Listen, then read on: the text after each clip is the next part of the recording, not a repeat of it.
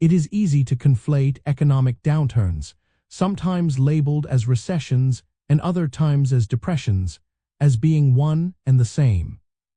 However, an economic recession is not the same as a depression. While both terms describe periods of economic contraction, a depression signifies a much more severe and prolonged downturn than a recession. The core distinction lies in their scale and duration.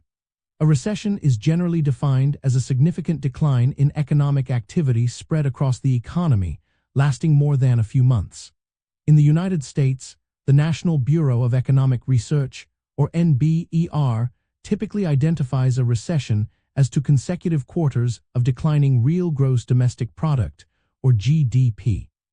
A depression, on the other hand, is characterized by an extreme contraction, often marked by a dramatic fall in GDP, a soaring unemployment rate, and a pervasive sense of economic despair that can persist for several years, even a decade or more.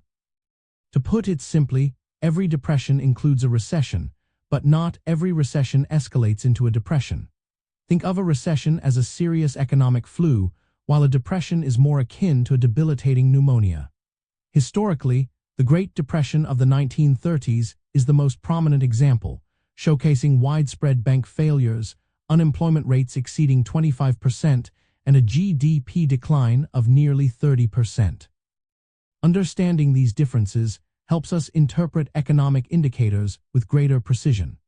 When you hear economists discuss the depth and breadth of a downturn, they are assessing whether current conditions align more with the characteristics of a typical recession or if they are approaching the severity associated with a depression. They look at metrics such as the percentage drop in industrial production, the duration of negative GDP growth, and the peak unemployment rate. Distinguishing between these terms is crucial for accurate historical analysis and for evaluating the effectiveness of economic policy responses. It highlights that not all economic slowdowns are equal and that the policy tools and public sentiment required to navigate a depression are far more extensive and challenging than those for a typical recession.